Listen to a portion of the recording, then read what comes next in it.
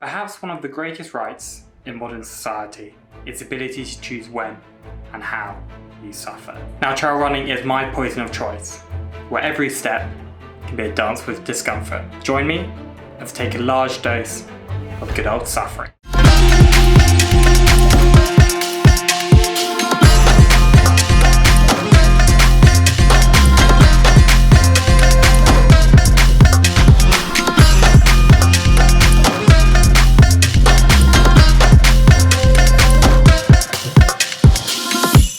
And this time, I'm running 100 kilometers over Australia's largest mountain, leading to over 3,000 meters of elevation gain. Should be painful, but should be fun, or at the very least, memorable. Unfortunately, I'm not the runner that I once was, where at the beginning of the year, I ran 100 miles each week for 10 weeks straight. Unfortunately, that left me a little bit crippled, and I've been fighting for recovery ever since. Makes me a little bit nervous. Actually, very bloody nervous. I'm expecting this race to be difficult, painful, and just hard. But these races cost far too much to go out without a fight, and I plan to go out fighting. I want to take you with me on the journey because maybe it'll be interesting, maybe it'll be inspiring, maybe it'll be beautiful, and it might even help you decide whether one of these races is for you. All I know for certain is at the very least it should be entertaining, and there's definitely going to be some suffering. And with those confident words, it's time to get to the start line. So I'll see you there. Do you think we've overpacked?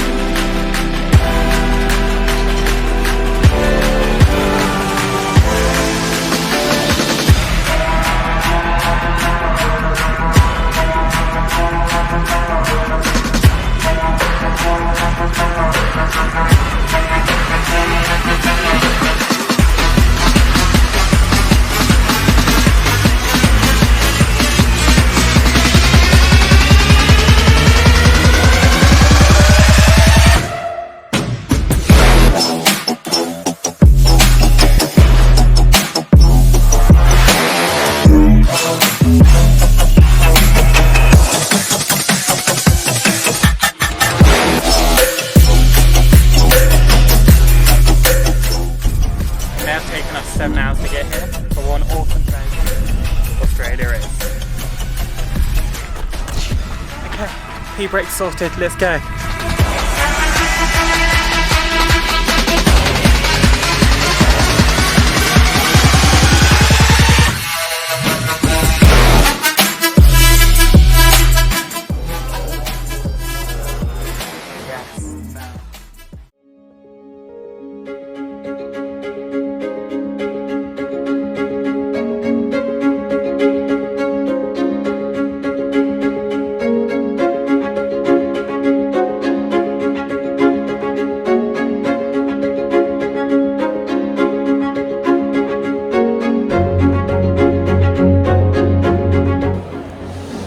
To the start line now, nerves are building.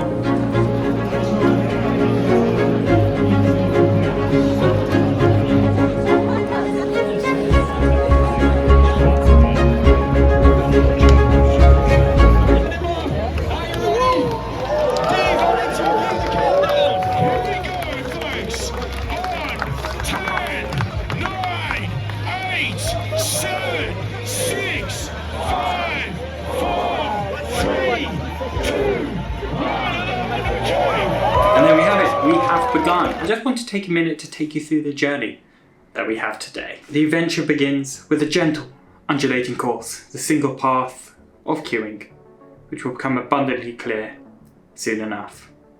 That begins to rise up to the heavens, in this case, Mount Kosciuszko, which summits at a cool 2,228 meters. I'm calling this section the Stairway to Heaven. Once at the top, and we've had a good look, we start to head down the backside of the mountain. This is just the beginning of the downhill. We then reach a gentle descent down the side of a valley. So I'm calling this section the Valley Chaser. And from base camp to parachute, it's just kind of boring. But once at the parachute aid station, the real challenge begins. The never-ending descent, which can also be known as a slope into hell. A chilling descent of 800 meters. Once at the bottom, it's a long, gentle ascent. A bit like an escalator, slow and steady. And at 100 kilometers, you cruise past the finish line and start to climb aggressively, because your race isn't finished yet. This is the steepest climb of the day, and with destroyed legs, it's torture. And all you have to look forward to at the end is a steep descent down into the finish line, in the midst of exhaustion and despair, also known as a disaster waiting to happen. Yeah, a big day indeed, so let's jump into it.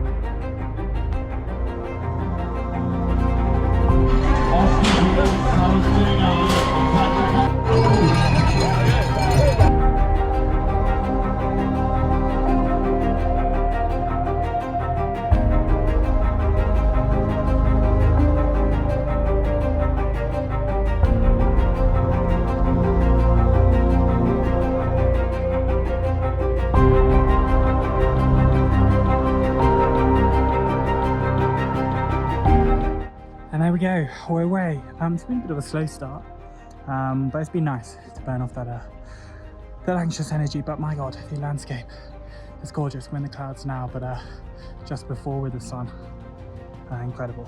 But I tell you what, it's epic. For me, I always love to start a race because everybody's a little bit silent. You can tell there's a lot of anxious energy, but that slowly dissipates. There's also like a focus on camaraderie, which is just incredible. Anyway, time to get the head down and to burn up the kilometers.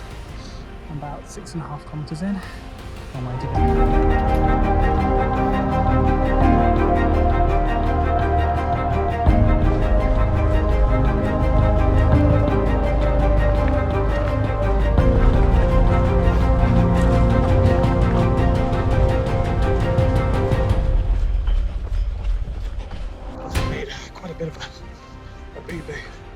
I didn't bring anywhere near enough water for this first section, so I ran out and I'm getting quite dehydrated. No matter how many races you've done, you still make mistakes. And for me, I made the mistake of not carrying enough water at the start of the race. In these kind of runs, you need at least a litre an hour. And I started off with a litre, but due to the queuing, that hour quickly passed by and we nearly got onto 2. And as they say, as soon as you are thirsty, it's already too late.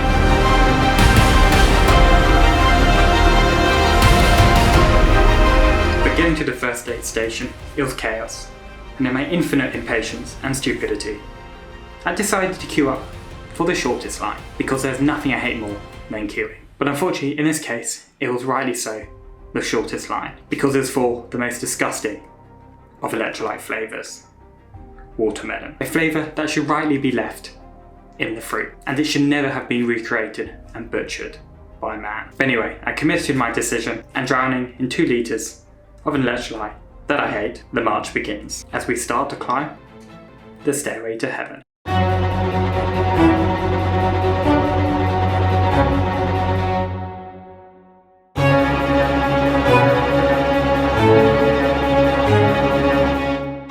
It turns out climbing Australia's largest mountain is a long way. We went up and up and up, climbing higher and higher and higher, and then, as every mountain climber will know, once you get to what you think is the top, there'll be another mountain waiting behind to destroy your spirits and to make sure you suffer. And then you'll continue climbing further and further and further. But after all that struggle, you are rewarded with a view.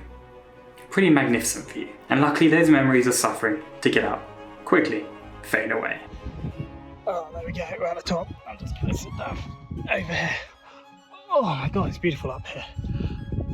I must admit the climb was a bit of a journey maker for the legs, but what does come up must come down.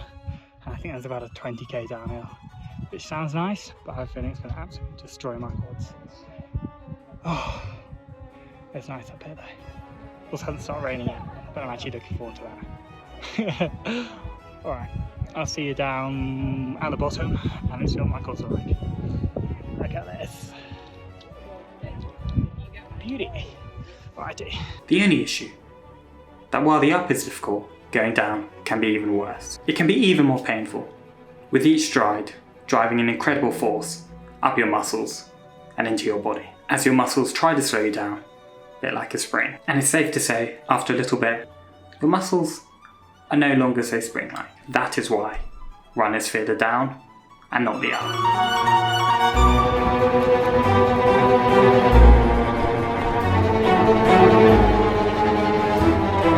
Now things were going well. I don't want to jinx myself. Actually, can you jinx your past self? Probably not. But anyway, things were going pretty well. And one of the standout moments in the race is running along this mountain trail with a very attractive lake on the left, calling for a swim as the heat of the day reaches its peak.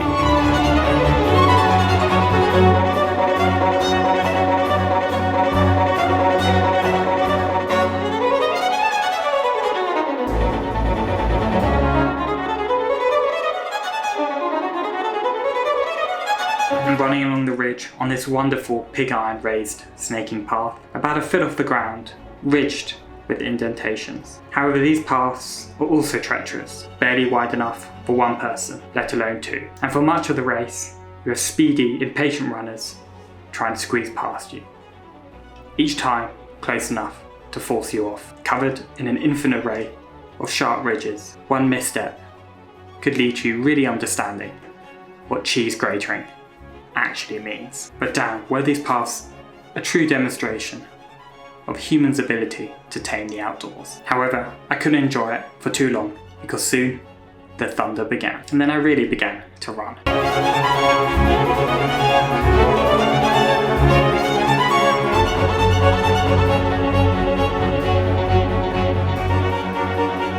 There we go, we're at the top of the second mountain. Can't be too long up here, there's thunder. But yeah, it's been pretty awesome so far. For the first time I think in my running career, I'm actually looking forward to the distance in front of me because it's just incredible. But yeah, I better get going. I'll get struck by lightning.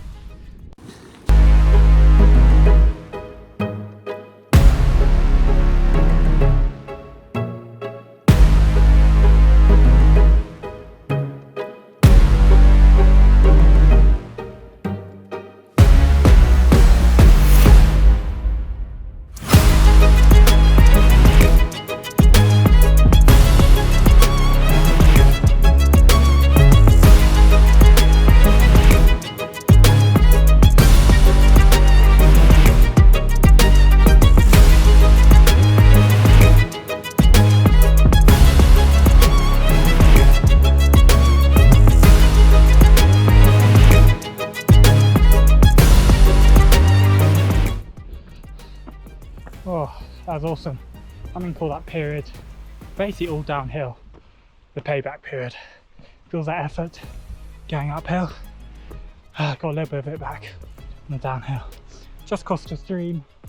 I wasn't as graceful as some of the other runners, so my feet are now soaking wet. But it was a lovely opportunity to get some fresh water on my face. Anyway, I think that's going to continue because it sounds like it'll start raining. Alrighty, see you at the next one. This was probably one of the oddest experiences I've had racing. So this is an interesting turn of events. Because of the lightning, we have to stay in the checkpoint for about another 45-50 minutes,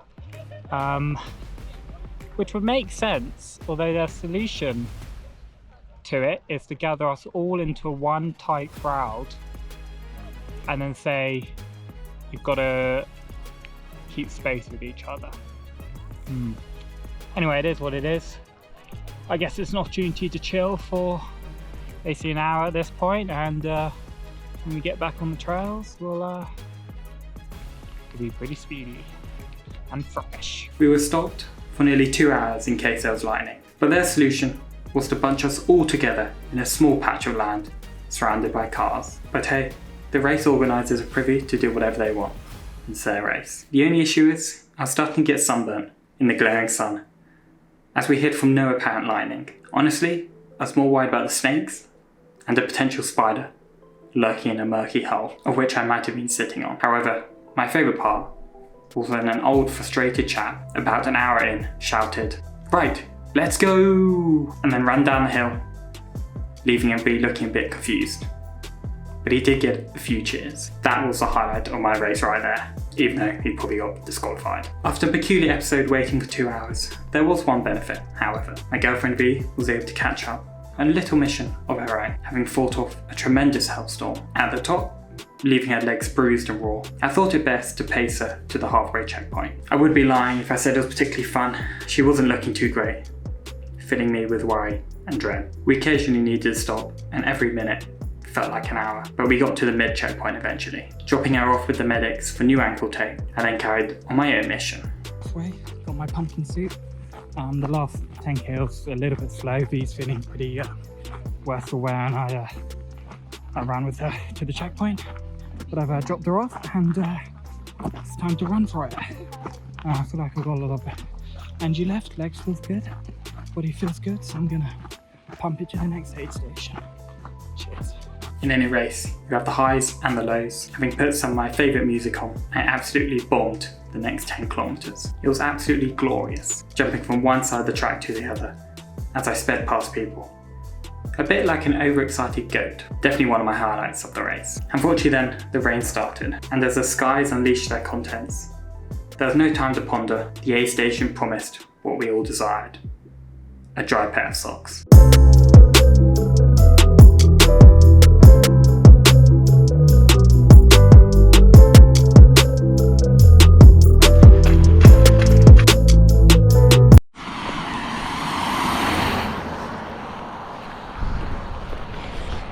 Yes, this is pretty miserable.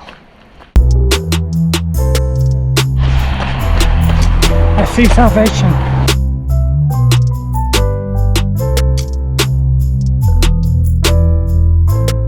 The aid station was chaos, but having found a prized commodity, a simple chair, I was able to sit down and get myself sorted, with dry socks and new road shoes. In retrospect, that was a mistake. I was ready to keep going, but as the doors opened, I realised that my abusive relationship with weather had only just begun.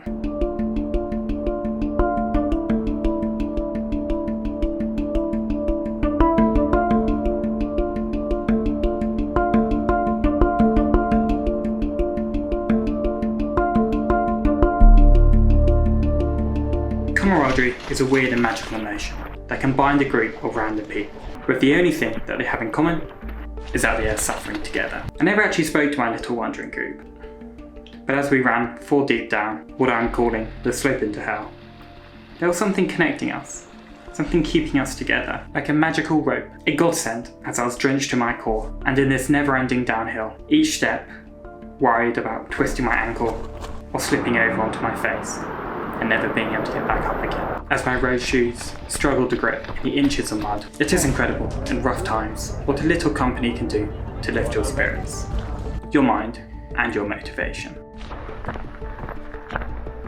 Alrighty, we are 75 kilometres into the race, 30 to go. That descent, how do I put it, was bloody disgusting. It was not as fun as I imagined, and it rained the whole time. But anyway, I was spending most of my time trying not to fall over and die, because now I've got my road shoes on. But then, to be honest, what I really loved as well was the camaraderie. There's a group of us who just put our heads down, didn't talk, and you could sense that we all just wanted to get down the hill into the checkpoint, pushing each other on. Loved it.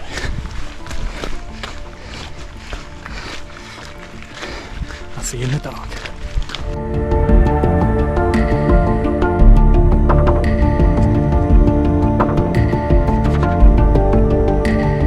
ever flagging, there's one suggestion I'll have.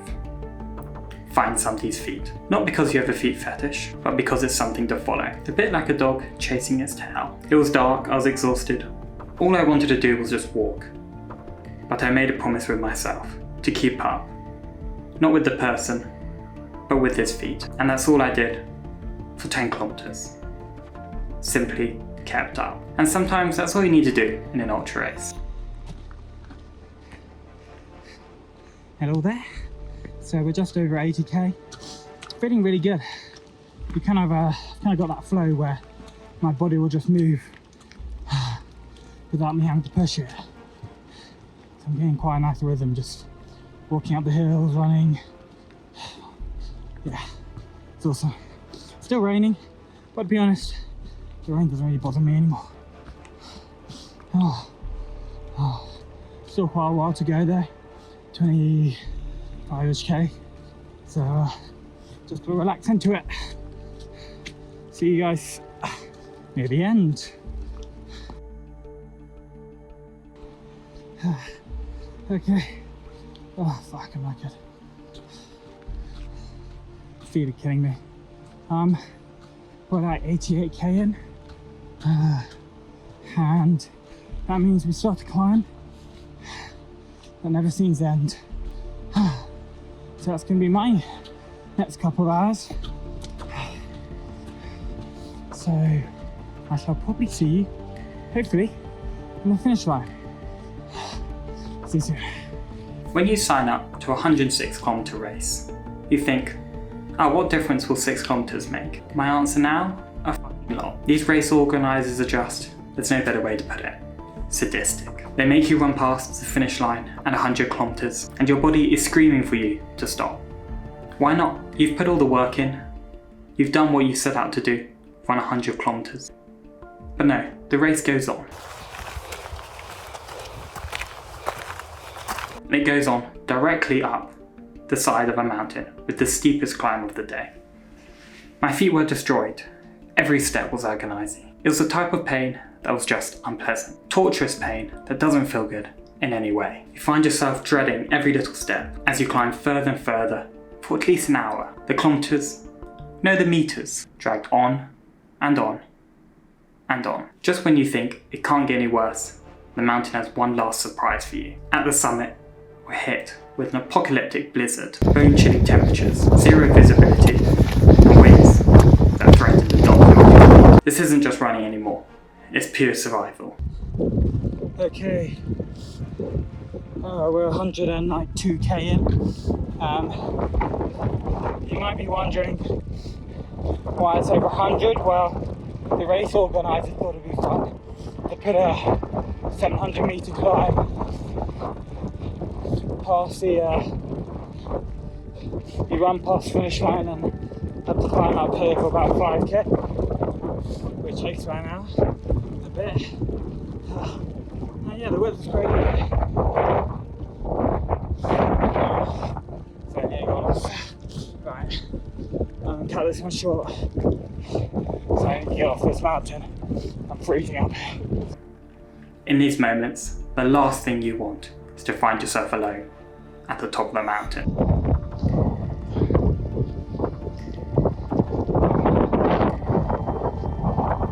You find yourself desperate to keep up with the head torch in front of you. There's only one thing on your mind, the finish. And in this case, I can't overemphasize how treacherous it was. At this point, your legs barely function.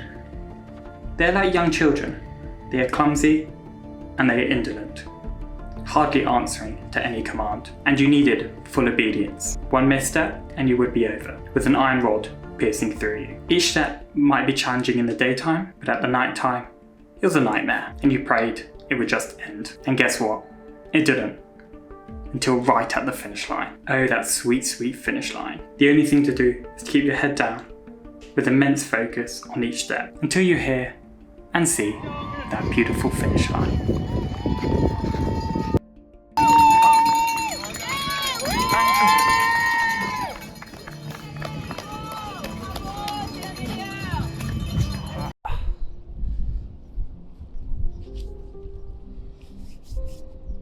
It was strange. I woke up yesterday morning, sat on the side of my bed, drinking my Gatorade, looking out into the rain and the mountain I climbed the previous night, just feeling a little bit shell-shocked, a little bit numb, a little bit emotionless. And I think that really shows the mental and physical intensity of the experiences the day before. It was definitely probably the most difficult 106 kilometer ultra trail race that I've done.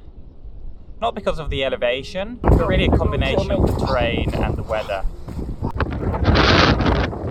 Not only for pretty much the second half did it rain, but the terrain itself, you never felt like you could get any rhythm or routine. Essentially no kilometer felt particularly easy. You're either running on slabs or on iron grates, you're either going up or down. It was very difficult to get into the rhythm where you could burn the kilometers away. That's probably one of the biggest lessons I learned is it's not just the distance or the elevation, but it's the terrain that matters as well, what you're running on. The testament to that is really the only thing that hurt from my body was my feet. They felt incredibly sore. My muscles were fine.